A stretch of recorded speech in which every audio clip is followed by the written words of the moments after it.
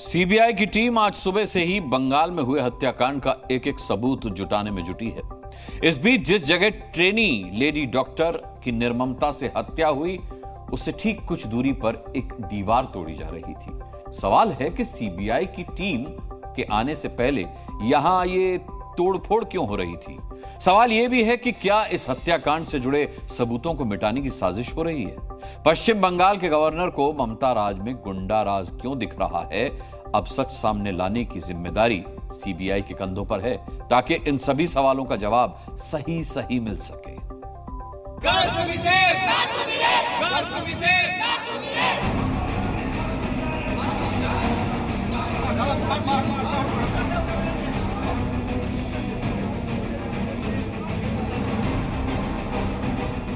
बंगाल के निर्भया को इंसाफ दिलाने की तेज पकड़ती जा रही मांग के बीच आज खुद सीबीआई ने मोर्चा संभाल लिया है। सीबीआई के यहां पहुंचने से पहले ही सवाल खड़े करती एक और तस्वीर सामने आई है। इन तस्वीरों को गौर से देखिए। ये सेमिनार रूम के बगल में हुई तोड़फोड़ की हैरान कर देने वाली तस्वीरें हैं। यहाँ हत्या को अंजाम देने के बाद भी इस दीवार पर जमकर तोड़फोड़ चल रही थी। दीवार पर खूब हथौड़े छैनी भी चले हैं। अब इसी तस्वीर में आप थोड़ा आगे देखिए। ये 3 पुलिस वाले कैमरा देखकर शक पका जाते हैं। वैसे सफाई दी जा रही है कि यहाँ मरम्मत का काम हो रहा था, जिसे पहले ही रोक दिया गया है। सवाल है कि अचानक इस तोड़फोड़ की क्या जरूरत आ पड़ी थी। जहाँ पे ये घटना घटी थी वो रूम और उसके बाजू वाला थोड़ा हिस्सा उस रेनोवेशन के नाम पे ही वो तोड़ा जा रहा है, ताकि जो एविडेंसेस है वो एविडेंसेस को डिस्ट्रॉय किया जाए। कल रात से ये जो है ये मसला सामने आया हुआ है और इस मसले के ऊपर बहुत अभी कंट्रोवर्सी हो रहा है और ये सवाल भी उठाया जा रहा है कि क्यों इसको तोड़ा जा रहा है।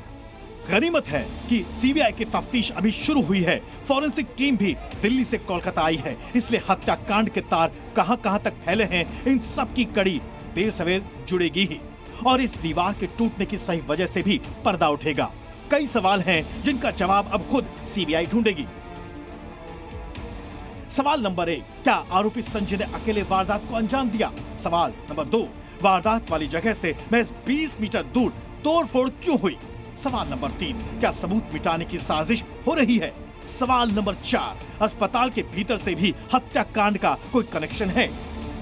सवाल ये जो उठ रहा था, जो फैमिली भी सस्पेक्ट कर रहा है, तो उसको सीबीआई भी खोजने की कोशिश करेगा कि इसके पीछे सिर्फ संजय का ही हाथ है या इसके पीछे कोई और भी है। हैरानी तो यह भी है कि टीएमसी में खुद इस जघन्य हत्याकांड पर 2 फाड़ होते दिख रहा है। टीएमसी सांसद सुखेंदु शेखर ने विरोध प्रदर्शन में शामिल होने की बात की, तो ममता बनर्जी के भतीजे और टीएमसी नेता प्रदर्शन से दूर रहने की सलाह दे रहे हैं। बंगाल के गवर्नर के मुताबिक राज्य में गुंडा राज चल रहा है। Degenerated into places where गुंडा राज is taking place. सीबीआई जांच में जुट गई है तो सियासी दल सियासत के नए कॉलेज में दाखिला ले चुके हैं। बीजेपी हर नए दिन शुरुआत ममता की निर्ममता के तंज के साथ करती है, तो टीएमसी और कांग्रेस बीजेपी को जवाब देती है। जनता को, हर महिला को, हर बहन को यह हक है वो ये जाने कि जब ममता बनर्जी या कहें निर्ममता बनर्जी को पीड़िता के परिवार के साथ खड़ा होना था,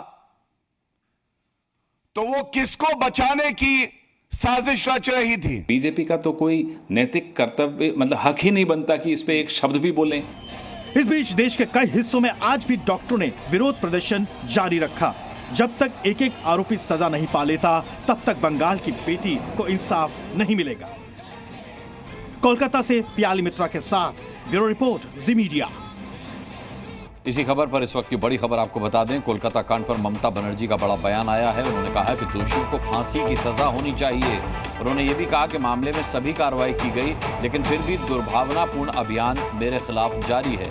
सभी कार्रवाई के बाद भी मुझे निशाना बनाया जा रहा है। दरअसल बीजेपी ने ममता बनर्जी पर सवाल खड़े करते हुए कहा था कि आखिर ममता किसे बचाने की कोशिश कर रही हैं। साथ ही सीबीआई को जांच देरी से सौंपने का भी ममता बनर्जी पर आरोप लगाया गया।